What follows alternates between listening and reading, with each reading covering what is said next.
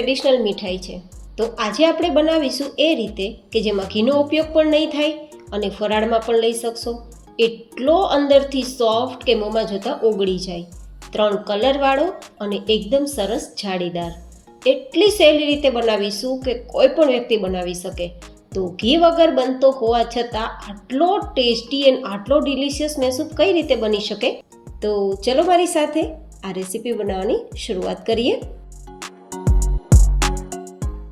તો જેમના માટે પહેલાં તો પરફેક્ટ માપ હોવું જરૂરી છે અને આજે આપણે ફરાળી બનાવીએ છીએ. તો ફરાળ માટે મેં અહીંયા ટોપરાનો ઉપયોગ કર્યો છે. જે ટોપરાનું છીણ કહેવાય, ટોપરાનો પાવડર કહેવાય, તે મેં લીધો છે. સૂકા ટોપરાનો પાવડર 1 વાટકા જેટલો, જે 1 કપ બરાબર રહેશે. ગ્રામમાં જોઈએ તો 250 ગ્રામ જેટલો હશે. હવે જે વાટકીથી આપણે ટોપરાનું છીણ લીધું તે જ વાટકીથી આપણે ખાંડ લેવાની છે. હવે તે જ વાટકીથી આપણે ઘીની જગ્યાએ 1 વાટકી જેટલું આપણે મલાઈનો ઉપયોગ કરીશું. આ મલાઈને તમારે બને એટલી ફ્રેશ લેવાની, જેથી ખટાશનો કોઈ ભાગ ના આવે અને પરિણામે આપણી મીઠાઈ ખરાબ ના થાય. અને મલાઈમાં દૂધ પણ જેટલું બને એટલું ઓછું આવે તેવો પ્રયત્ન કરવાનો. માત્ર મલાઈ જ તમારે લેવાની રહેશે. દૂધનું પ્રમાણ જો વધારે થશે તો મેસૂબ તૈયાર નહીં થાય, એ ખાસ જોવાનું. હવે ત્રણેયને આ રીતે મિક્સ કરતું જવાનું. ત્યાં સુધી મિક્સ કરવાનું જ્યાં સુધી ખાંડ, મલાઈ અને ટોપરું ત્રણેય એક રસના થઈ જાય. હવે તમને સવાલ આવતો હશે કે કદાચ ઘરમાં મલાઈ ના હોય તો શું કરવાનું? તો તમારે અહીંયા જેટલી મલાઈ લીધી છે ને તેટલું ઘી લેવાનું. તો આ રીતે એકરસ થઈ ગયું છે. તમને હમણાં બતાવ્યું ને કેટલું સરસ ટેક્સચર આવ્યું છે. હવે આપણે સાઈડમાં રાખી દઈશું અને આપણે આપણા મેસૂબને પાથરવા માટે એક કન્ટેનર લેશું. જે કન્ટેનર થોડું ઊંડું હોય ને એવું લેવાનું. જો કન્ટેનર ઊંડું હશે ને તો જ આપણે આપણી મીઠાઈમાં 3 કલરના શેડ બરાબર જોઈ શકશું. શેડ તો બનશે જ, પણ શેડ બરાબર આપણે દેખાય તે માટે થોડું કન્ટેનર ઊંડું હોય તો વધારે સારું. તો આ રીતે આપણે એકવાર તેને તેલ અથવા ઘીથી ચીકણી કરી લેશું, જેથી આરામથી આપણે આપણા મેસૂબને બહાર કાઢી શકીએ. આ પહેલાં જ પ્રોસેસ કરવાની, જેથી આપણે મેસૂબ જેવો તૈયાર થાય કે ફટાફટ પાથરી દઈએ. આ થોડી નાની મોટી ટિપ્સને ધ્યાનમાં રાખશો ને તો તમે બહાર કરતાં વધારે સારો મેસૂબ ઘરે તૈયાર કરી શકશો, ઓછા ભાવમાં અને એકદમ હાઇજેનિક. હવે આપણે આપણી આ જે કડાઈ છે ને મિશ્રણવાળી, તેને ગેસ ફ્લેમ પર રાખવાની અને હવે ગેસની ફ્લેમ હાઈ રાખવાની છે. ગેસની ફ્લેમ ક્યાં સુધી હાઈ રાખવાની એ પણ હું તમને આગળ બતાવીશ. કારણ કે મેસૂબ જો તમારે એકદમ સહેલી રીતે બનાવવો હોય ને તો થોડી ટિપ્સને ધ્યાનમાં રાખવી જરૂરી છે. મેં તમને એટલી નાની મોટી ટિપ્સને આજે શેર કરેલી છે ને કે કોઈ પણ પહેલી વારમાં જ આ મેસૂબ બનાવીને સક્સેસ થઈ જશે. તો હવે આ રીતે સતત એક જ ડાયરેક્શનમાં ફેરવાનું, એટલે કે એક જ દિશામાં ચમચો ફેરવતા જવાનું અને આપણે આને પકાવતા જવાનું, એ પણ હાઈ ગેસની ફ્લેમ પર. ક્યાં સુધી હાઈ ગેસની ફ્લેમ રાખવાની જો હું તમને બતાવું હમણાં.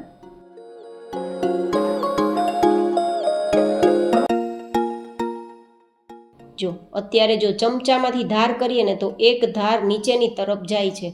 મતલબ આટલું મિશ્રણ આપણું ઢીલું થઈ જાય ને કે નીચેની તરફ જતાં એક ધાર થાય, ત્યાં સુધી આપણી ગેસની ફ્લેમ હાઈ રહેવી જોઈએ. હવે આપણી ગેસની ફ્લેમ મીડિયમ થઈ જવી જોઈએ. બસ જો આ ગેસની ફ્લેમ પણ ક્યારે હાઈ રહેવી જોઈએ, ક્યારે મીડિયમ રહેવી જોઈએ, એ પણ ખૂબ જરૂરી છે પરફેક્ટ મેસૂબ બનાવવા માટે. હવે આપણે ખાસ જોવાનું કે મીડિયમ ગેસની ફ્લેમ પર એક જ દિશામાં સતત ચમચો ફરવો જોઈએ, જ્યાં સુધી આપણું મિશ્રણ છે તે ફાટવા ના લાગે અને બબલ્સ થવા ના લાગે. તો હવે આપણે મળીશું થોડી વાર બાદ.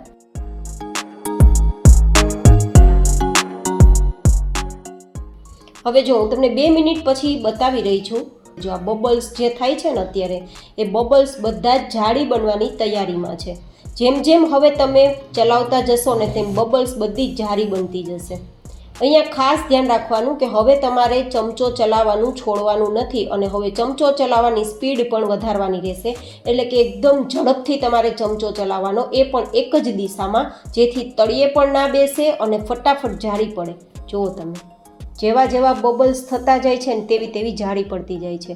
હજુ આપણે થોડી વાર માટે ચલાવશું ને તો બધા જ બબલ્સ જાડી બનવા લાગશે. તો મળીએ થોડી વાર બાદ.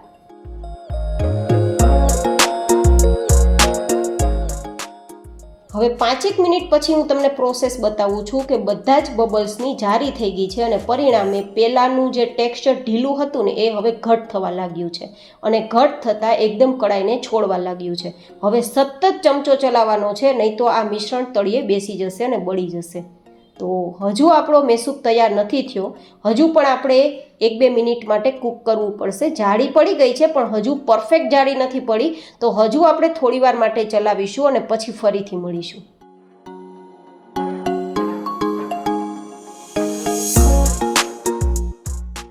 હવે જો 2 મિનિટ પછી જો પહેલાં કરતાં વધારે જાડી દેખાય છે, મતલબ મેસૂબ તૈયાર થઈ ગયો છે.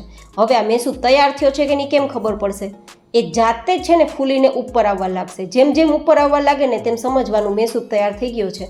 તો મેસૂબ તૈયાર થતાં ફટાફટ પહેલાં તો ગેસની ફ્લેમ બંધ કરી દેવાની, અને ગેસની ફ્લેમ બંધ કરતાં જ હું તમને બતાવું કે કેટલો ફૂલીને ઉપર આવશે. જો તમે જોઈ રહ્યા છો ને કેટલો ફૂલે છે. આ ફૂલવાની નિશાની છે કે મેસૂબ એકદમ પરફેક્ટ તૈયાર થયો છે. અને હવે થોડી જ વારમાં તમે જુઓ, આપણે આમાં ઘી નથી ઉમેર્યું, છતાં મલાઈનું ઘી થોડું થોડું જેટલું પણ બનેલું હશે ને બધું બહાર આવવા લાગશે. તમને દેખાય છે ને ઘી? આ ઇન્ડિકેશન આપે છે કે આપણો મેસૂબ પરફેક્ટ તૈયાર થઈ ગયો છે.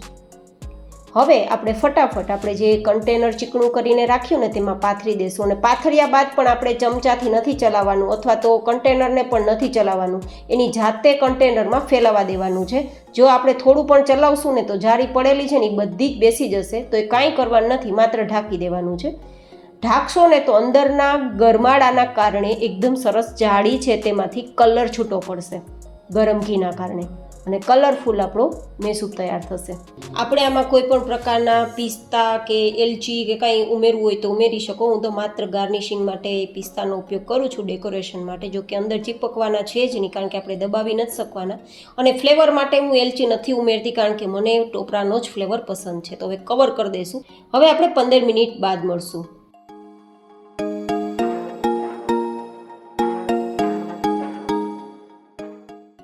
15 મિનિટ જેવો સમય થઈ જાય પછી ફટાફટ કટ લગાવી દેવાના, કારણ કે વધારે સમય જશે ને તો તમે કટ નહીં લગાવી શકો.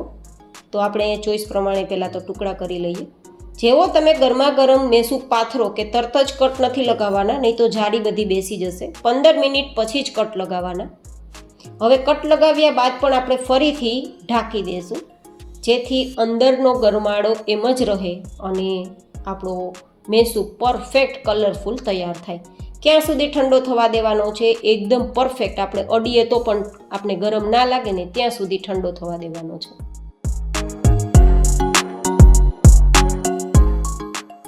તો લગભગ 3-3.5 કલાક થાય ને ત્યાં ઠંડો લગભગ થઈ જ જાય. અને ઠંડો કર્યા બાદ તમે આરામથી ઊંધું કરશો ને તો બધું જ બહાર નીકળી જશે. જો કોઈ પણ વસ્તુ કરવાની જરૂર નથી, આ રીતે ઊંધું કરશો એટલે બધું નીકળી જશે. અને પછી તમને હું બતાવું કે કેટલા કલરફુલ અને જાળીદાર આપણો મેસૂબ તૈયાર થયો છે. જો આરામથી ટુકડા અલગ થઈ રહ્યા છે અને કલર તમે જોઈ રહ્યા છો કે નીચે અને ઉપર વ્હાઈટ છે, વચ્ચે આપણો બ્રાઉન કલર છે, 3 કલરના શેડવાળો. આ રીતે ખોલતા હું તમને જાળી બતાવું. ઉપર તો તમે જાળી જોઈ જ રહ્યા છો, અંદર પણ એકદમ સરસ જાળી છે. અને આ રીતે તમે મસળો ને તો એકદમ ભૂકો થઈ જાય, મતલબ ખાવામાં એટલો જ નરમ તૈયાર થયો છે. તો કેવો લાગ્યો ઘી વગરનો આજનો ફરાળી ટોપરાનો મેસૂબ? મને કોમેન્ટમાં જરૂર તમારા ફીડબેક શેર કરજો. ફરી મળીશું એક નવી જ હેલ્ધી એન્ડ ઇન્ટરેસ્ટિંગ રેસીપી સાથે. ત્યાં સુધી stay healthy, stay happy, take care.